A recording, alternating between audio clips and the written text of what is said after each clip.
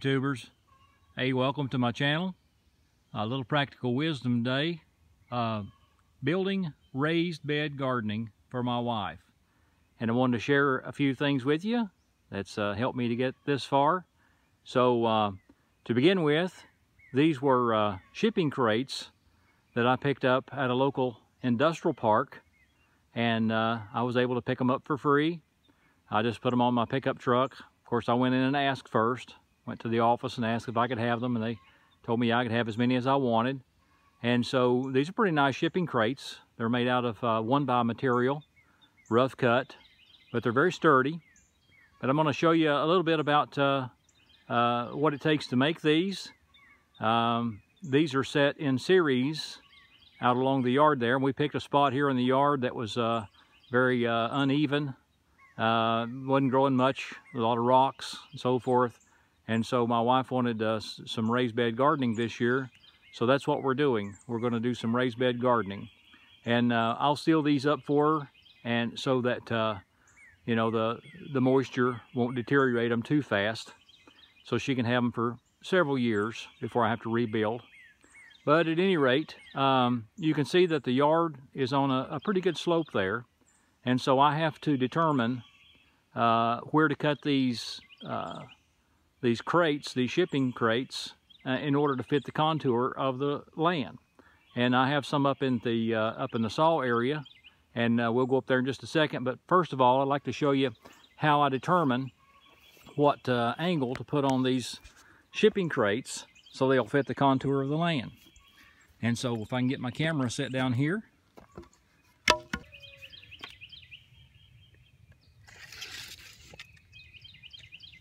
So basically what I would do, a simple way of determining what angle to put on these shipping containers so that I can make raised bed gardening for my wife and make sure that they set nice and level here in the yard, is I would just use a piece of a 2x4 or 2x2, whatever I had. And what I'm trying to determine here is the rise on these boxes. I know what the run is. The run is the distance of the horizontal plane across the top of the box here. That's the run. Now I need to determine the rise right here. And so the way I can determine the rise is I can use this piece of 2x2 right here, and I have a mark already on it. You can see the mark here. This is the run. This is the depth of the box. This is how far the horizontal run of the box is 31 inches. So I know that. I've already determined that. So what I do is I'll take a torpedo level. I can hold the camera steady here, and I set that on top of that, and I can set a tape measure right here,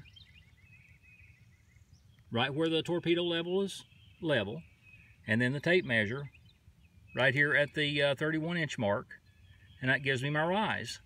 So I need 8 inches from the center of that box to get the rise that I need to make sure that that will fit the contour of the property.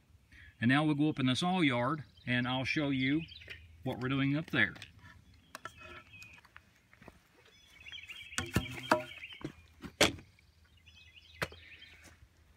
So here we are in the saw yard where we're working on these crates to make raised bed gardening. And so I have this one laid out here, and I'm going to show you what I did to get my measurements. Now this particular one goes on another portion of the yard that I've already measured for, and it had a 5-inch rise on it. It was a portion of the yard that was a little further out. So I've already got some marks on it, but I'm going to show you what I did. So the first thing I did was I had to determine the center. This box is laying on its side, so I had to determine the center of the box in reference to height. So keep in mind that we're trying to get the rise, the vertical rise. We already know the horizontal plane, we know the run on it, but we need the rise. And so here, what I did was, my box is 30 inches long, or 30 inches high rather. You see the 30 inches high. So the center of the box was 15 inches. And you can see where I placed my 15-inch mark. And so I could have, now I have, on this particular instance, I need 5 inches. in order to get I need to take 5 inches off from the center mark in order to get the right slope. But if I take 5 inches off from the center mark, then that will make my box uneven. I'll have one portion of the box that's taller than the other portion. So what I have to do is I have to divide the difference between the center mark and what I need on the angle, on the point of the angle. It was 5 inches. So I divide the difference and make that 2.5 inches, because what I'm basically doing, the mark would have been here at 5 inches. Had I drawn the mark from here down to the center point, then again, the box would have been 2 uneven pieces, and I need for them to be even so that I can lay them out through there even and screw them together. So what I did was I split the difference here. So this is a 2.5 inch mark. And what I had to do down on the bottom down here, well, this is just the back side of the box. You can see my center mark is here. So I had to measure 2.5 inches up from the center mark here.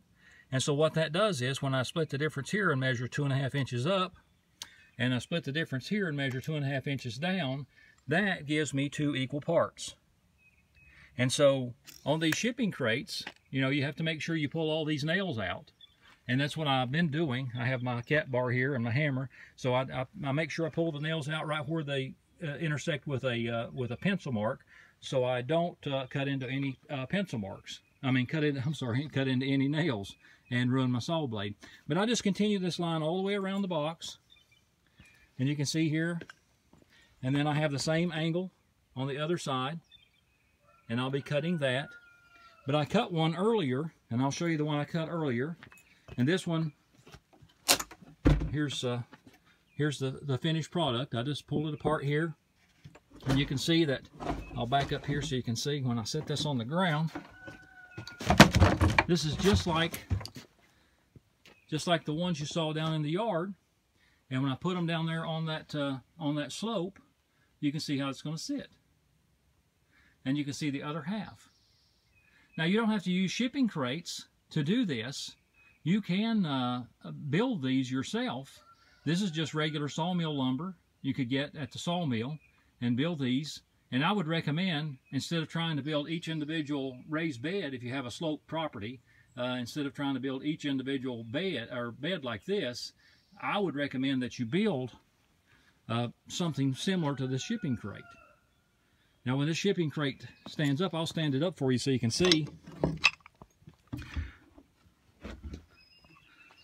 See, it's just a big shipping crate. It had a bottom in it. I've got those there. There's the bottoms for them, and then they had tops and so forth. But just a shipping crate. But if you're into square foot gardening, you could build this crate 4x4, and these are 30 inches tall. So that's a pretty good. I think that's pretty good on the raised bed. I don't think I need much more than that for what we grow. Maybe some greens and things like that. So it won't be really deep root crops. So, and she may even put some flowers in them.